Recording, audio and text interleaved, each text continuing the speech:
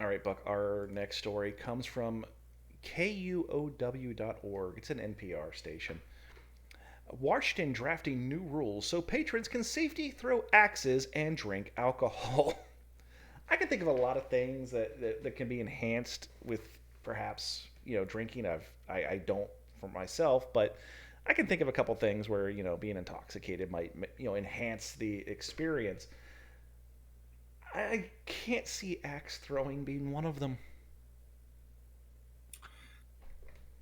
Yeah, you know, there I'm not going to candy coat it. I read not the article, but I was very curious about what the comments section said, and apparently getting like doing this is a pretty big thing, especially with millennials. Oh, axe throwing's a huge thing now. When I No, was but I'm talking about axe throwing with beer. axe throwing Like with beer. axe throwing, yeah, like they like a lot of these places like they do this, but it's BYOB. It's bring your own beer. See, but So I mean, before we moved down here, when we were still in Pennsylvania, there was an axe throwing place that opened in the town we lived in, and everybody and their mother was going to this damn thing. It was popular, very popular. right. So I mean, I'm actually really intrigued as to what what's going to be uncovered here. So Well, let's throwing darts is a classic pub game, but many Washingtonians prefer throwing something else: axes. Now, the Washington State Liquor and Cannabis Board is aiming to toss new rules at businesses that mix alcohol with axes. Can I just say that it's kind of amazing that don't just have the Liquor Control Board, we have the Washington State Liquor and Cannabis Board.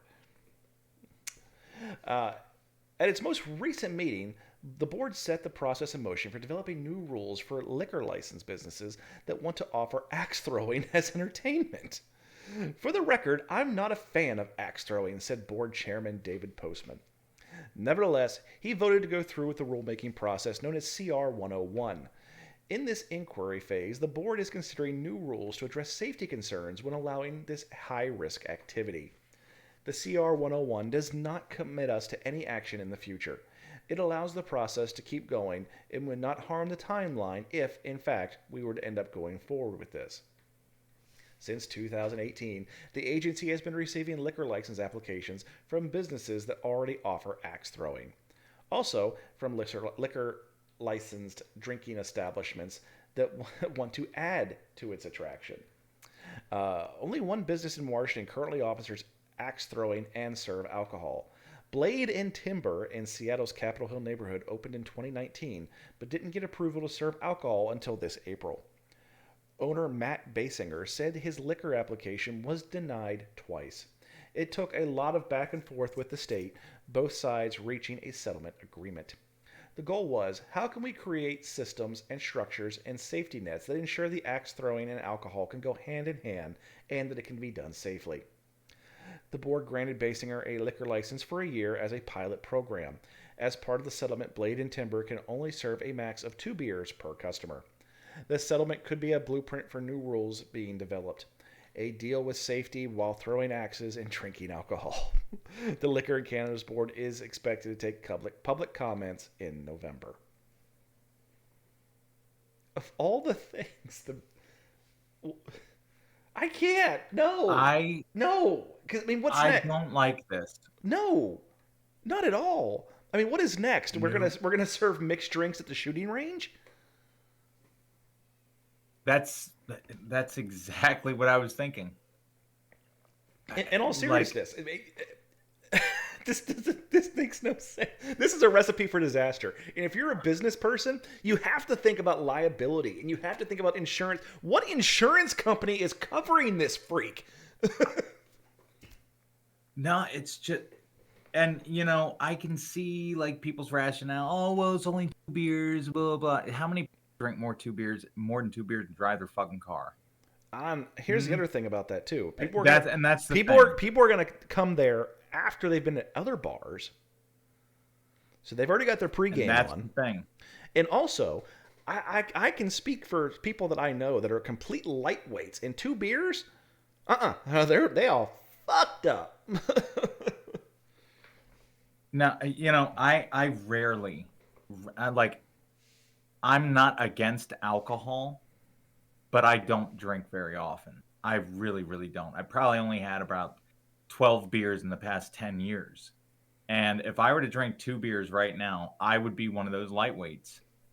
Like they're just people who have such a low tolerance. And like you said, people are going to be pre-gaming.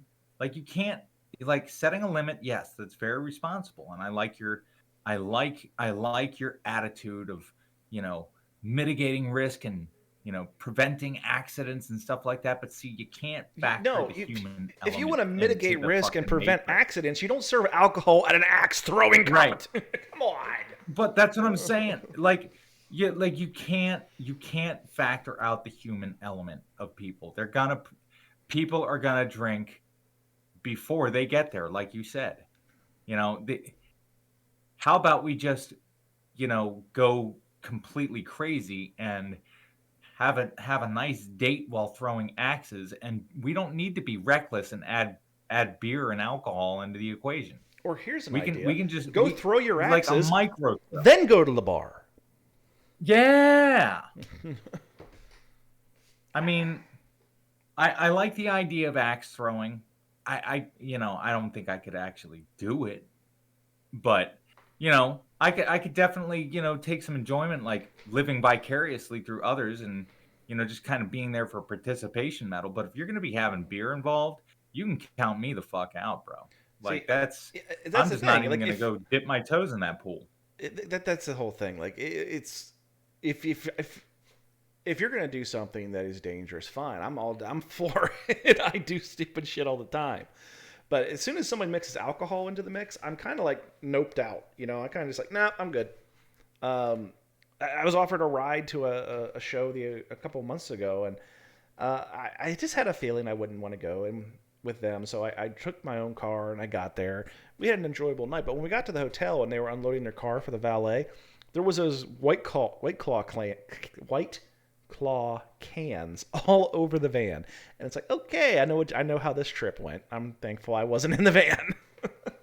But can you Yeah. imagine going to the shooting range and just hearing, and looking over, and there's a guy with a rifle slung drinking a beer?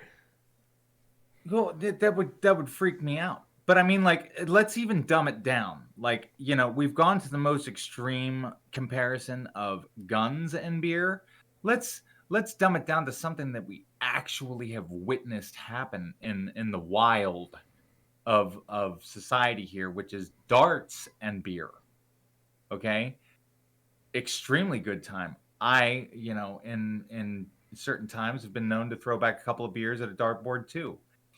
But you know, it makes me wonder, especially with like the college crowd, which I never dabbled into. I never went to college or had those experiences. But somebody leave me a comment. How many times have you seen people with darts throwing a dart at another person because they're drunk as shit and their buddy's got a dart in their leg? You But know, I but here's the difference, I though. Here's I the can only difference. I can only imagine. But well, I mean, No, no, here's the it's something difference. sharp and stabby. It's sharp and stabby, but I will challenge you. It would take some kind of act of pure. You had to piss off the gods on Mount Olympus to get killed by a dart. Right, and that's what I'm saying though. Like I'm not saying that it's dangerous and that we should ban darts and beer. What I'm saying is that we've seen accidents occur with darts and beer. And on that small scale, can you imagine how fucked up the accident would be if you were to just replace dart with axe Yeah, and and hell, then tell the take story? take alcohol out of the picture. If you just look up axe throwing on any social media platform, you're gonna see videos of like these kids. And I say kids because they're kids compared to me, taking these axes and throwing them, and it hits the board and bounces back over their heads. So Right. throw And alcohol it's in the not mix. and like right. I mean, like, and we're not naysaying on axe throwing. Like, go ahead, go for it, do great things. If that's your thing, go for it. But don't do it with beer. Don't throw alcohol into it.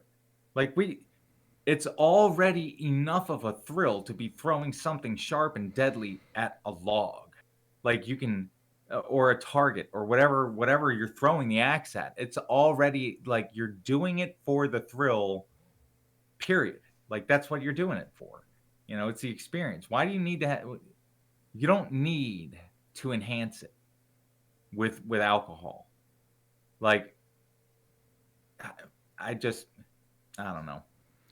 I think I'd have less of a problem trying to pay somebody to be a live target than I would, you know, going up there, throwing back a couple and being like, "All right, here we go."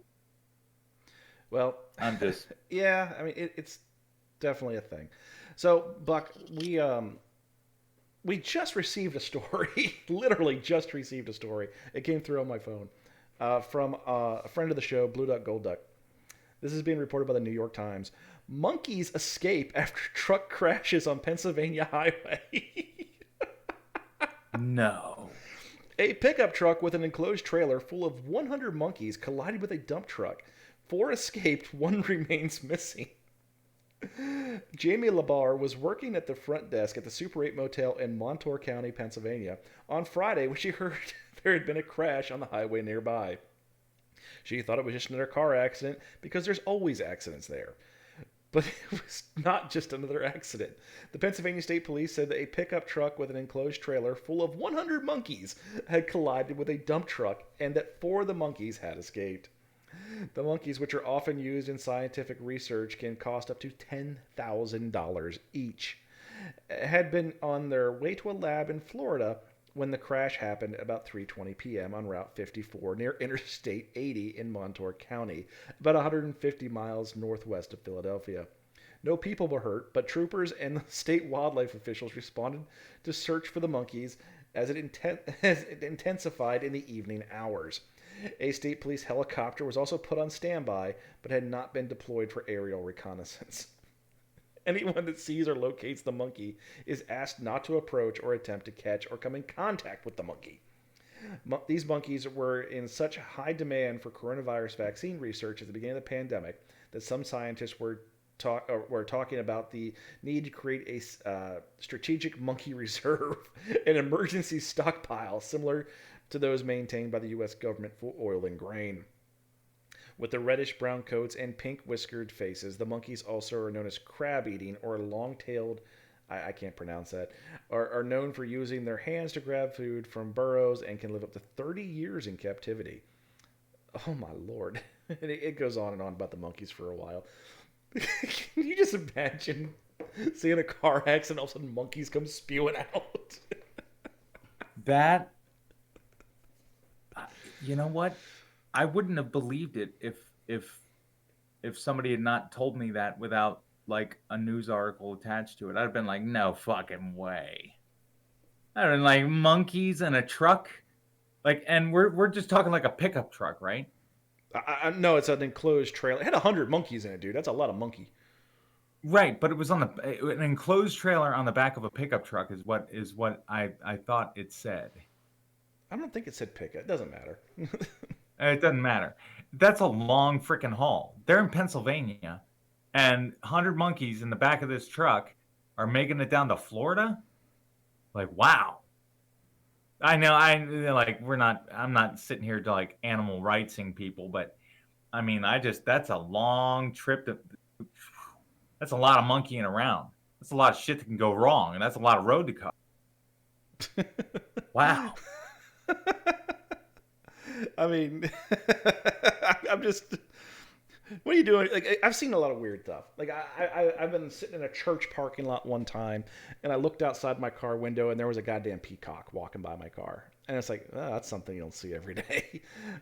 I've seen some weird stuff. But can you imagine just all of a sudden you bebopping around Philadelphia, Pennsylvania, and a monkey just walked across the street? Yeah. I mean, like, and imagine the people on the road. Like, imagine being there, and like, because after a car crash happens, like kind of everything comes to a stop. So the people in the immediate vicinity get to see the monkeys like coming out of like what I'd be sitting there going like, what fucking planet am I on? I'm sitting on a highway in Pennsylvania. We got monkeys flying out of the back of a truck. I'm like, no. Somebody just sounded the seventh seal, or somebody just broke the seventh seal, man. It's about ready to, man. Like, seriously, if I saw monkeys coming out of a trailer after a car accident, I would just be like, all right, I'm going to put my head between my legs and kiss my ass goodbye. Something's going to pop off. Like, nah. Yeah. So, all right, folks. Well, that is unfortunately all we have for this week. I don't think there's anything to rate there, so we're not going to. No, I don't. That being said, folks, I am the Razgrees with my co-host, the Buck Rowdy, wishing you all a happy week. Let us know what you thought about our new abbreviated version of the show, and let us know if we should keep it. Let us know if we should get rid of it, and just give us some feedback. We'd greatly appreciate it. That being said, folks, have a week.